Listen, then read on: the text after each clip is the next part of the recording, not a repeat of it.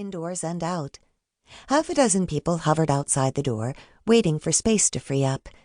It wasn't often that we had a line, and the booming business brought a smile to my face. An hour or so later, the rush of customers slowed slightly. Most of the tables were still occupied, but there were a couple of free ones inside, and there was no longer a line at the door. I was about to untie my apron and head into my office to take care of some administrative tasks, when one of the Flipside's regular customers arrived. Leaving my apron on, I grabbed the coffee pot and headed across the restaurant as Marjorie Wells pulled out a chair at one of the free tables. She kept her gray hair cropped short and was usually dressed ready for a workout. Today was no exception. She wore sporty shorts and a tank top with running shoes on her feet. As soon as she sat down, she removed her phone from her armband and set it on the table off to the side. "Morning, Marjorie," I greeted as I poured coffee into a mug, not needing to ask if she wanted any. "Will Eleanor be joining you?" Eleanor Crosby was one of Marjorie's closest friends. They dined together at the Pancake House at least once a week. "She'll be here any moment," Marjorie replied. I rested the coffee pot on the table. "Are you all set for the games?" "You bet. I've been training every day for months now. I can't wait to get out there and race next week."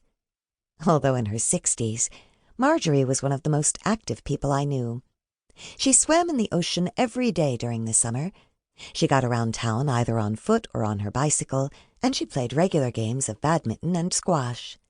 She'd also taken up race walking in the past year or so, and when she heard that the Golden Oldies games would take place in Wildwood Cove, she'd wasted no time signing up to compete in that event.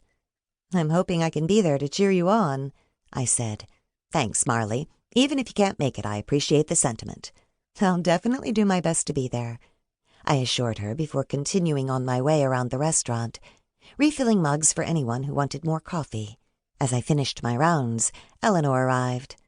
I waved to her before gathering up dirty dishes from a table that had recently freed up. I knew Lee would take Marjorie and Eleanor's orders, so I carried the dishes into the kitchen. When I returned to the dining room, a group of 4 adults had just entered the Pancake House. I directed them to an open table and made sure they each had a menu. 3 of the new customers, 2 fair-haired women and a man with graying dark hair, appeared to be in their mid to late 50s. Their clothes were fairly casual but looked expensive, as did the gold jewelry the 2 women wore. The 4th member of their group didn't quite fit in, appearance-wise. He wore jeans and a form-hugging T-shirt that showed off his muscular build. He was good-looking, with golden blonde hair and blue eyes, and was probably in his late 30s, a few years older than me. As I filled coffee mugs, I noticed the woman sitting next to him place her hand on his knee. "I'm Marley McKinney, the Flipside's owner," I said as I filled the 4th mug. "Are you visitors to Wildwood Cove?" "We are," the older man replied. "We're competing in the Golden Oldies games. Well, 3 of us are anyway. Levi's not a Golden Oldie yet." He smiled at the younger man. The woman next to Levi gave his knee a squeeze.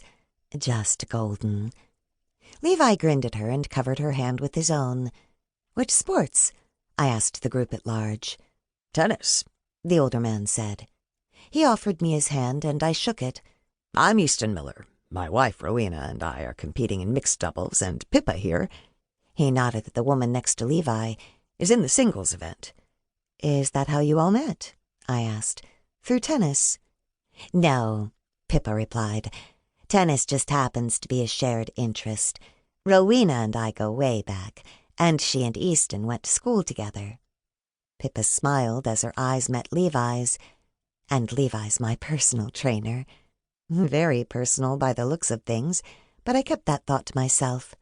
"Good luck with the games," I said with a smile, "and welcome to Wildwood Cove. I hope you'll enjoy your stay here."